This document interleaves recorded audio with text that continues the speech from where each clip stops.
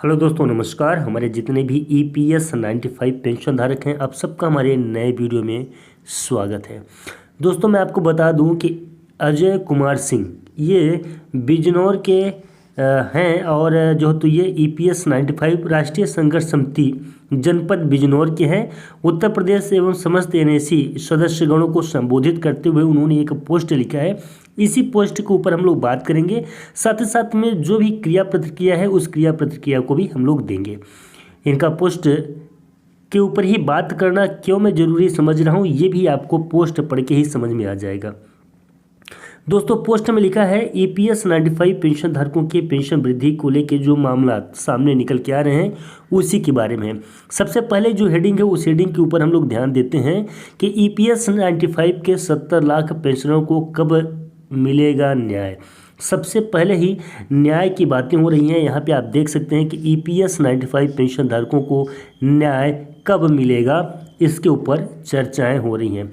ये दिनांक 4 अगस्त को इन्होंने पेंशन धारकों की पेंशन वृद्धि को लेके बात कही थी, लेकिन मुख्यतः आज मैं 8 तारीख को बता रहा हूँ। जिले की दिनांक 8/8/2023 को धरना प्रदर्शन ज्ञापन सौंपा जाएगा, उसी के विषय में है, इसीलिए ये जानकारी मैं आप लोगों के साथ में साझा कर रहा हूँ।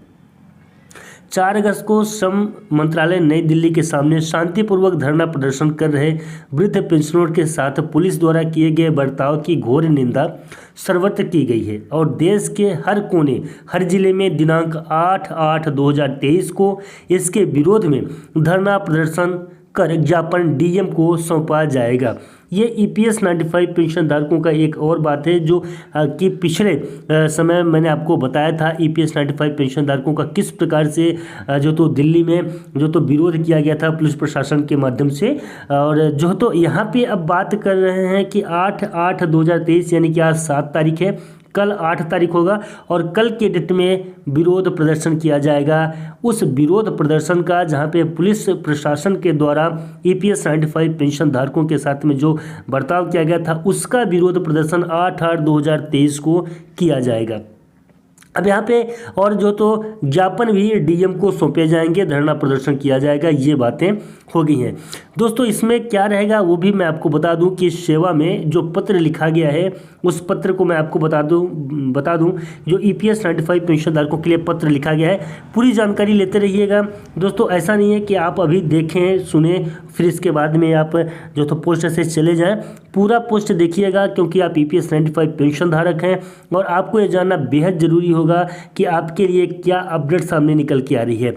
पत्र लिखा गया है माननीय प्रधानमंत्री जी को, सेवा में सबसे पहले ही लिखा है सेवा में, और फिर इसके आगे लिखे हैं माननीय प्रधानमंत्री भारत सरकार परम आदरणीय मोदी जी, EPS 95 के 70 लाख वृद्ध पेंशनर्स की करुणा पुकार एवं 7 करोड़ कर्मचारी पेंशन योजना 95 के वर्तमान सदस्यों की आप से अनुरोध है कि इसी मानसून सत्र में 1000 रुपये 2000 रुपये पेंशन पाने वाले वृद्धों को न्याय दिलाने का कष्ट करें। इस संबंध में आगे यहाँ पे लिखा गया है कि EPS 95 पेंशन धारकों की जो पेंशन वृद्धि है इसी मानसून सत्र में कम से कम 1000 रुपये तक कर दी जाए ताकि EPS 95 पेंशन धारक आसान से जीवन जी सके। उसके आगे है कि न्याय दिलाने का कष्ट करें। इस संबंध में आप गंभीरता से देखें एवं विचार करेंगे तो यह पाएंगे कि 70 लाख रिटायर्ड कर्मचारी पेंशन योजना 1995 के पेंशनर्स आज की मुख्य तिथि में भुखमरी के कगार पर हैं और इनके ऊपर पति पत्नी, माता पिता और 2 बच्चों का भी औसत रखा जाए तो 6 प्राणी एक पेंशन पर अवलंबित हैं।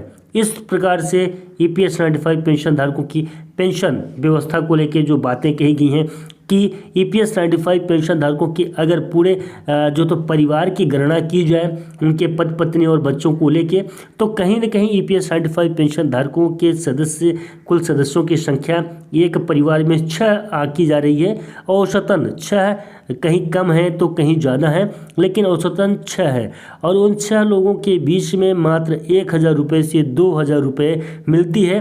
तो कृपा कर जो तो इस पे जो तो अविलंब 6 प्राणियों की पेंशन में वृद्धि की जाए, अविलंब, इसमें किसी भी प्रकार का कोई लेट नहीं होना चाहिए। आगे लिखा है इस प्रकार लगभग 6 हो जाते हैं लोग। आगे लिखे हैं कि 4 करोड़ 20 लाख सदस्य जनमानस एक कर आर्थिक स्थिति अच्छी न होने के कारण लगभग 200 लोग रोज पूरे भारत में मर रहे हैं। यानी कि जो EPS 95 पेंशन धारक हैं, लगभग कुछ नहीं तो 200 लोग यहाँ पे दिखाया गया है, बताया गया है कि 200 लोग प्रत्येक दिन मर रहे हैं। इसलिए मर रहे हैं क्योंकि जो उनकी आर्थिक स्थिति है वो सही नहीं होने के वजह से।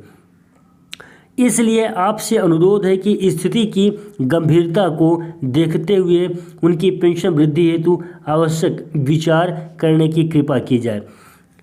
यहाँ पे उन्होंने बता दिया EPS 95 पेंशन धारक जो हैं लगभग एक दिन के अंदर में अगर बात करें तो तकरीबन 200 EPS 95 पेंशन धारकों की मृत्यु हो रही है, सिर्फ और सिर्फ जो तो पैसे के अभाव की वजह से।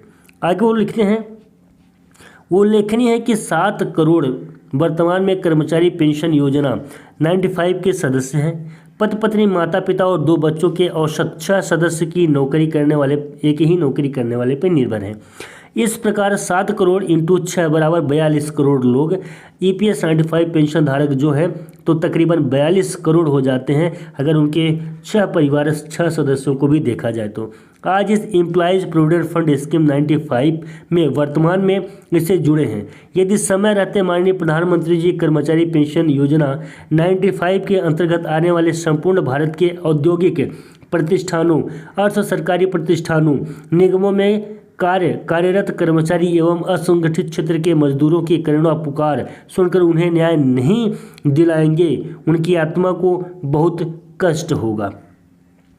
तो कुल मिला के यहाँ पे क्या बातें चल रही हैं कि लगभग यहाँ पे दोस्तों बताया ये जा रहा है कि 7 करोड़ EPS 95 पेंशन धारक हैं और 7 करोड़ में आप देख सकते हैं कि एक परिवार, पूरे परिवार में देखा जाए तो 6 सदस्य हो जाते हैं एक पेंशन धारक के पास। तो तकरीबन 42 करोड़ EPS 95 पेंशन धारकों का परिवार हो जाता है।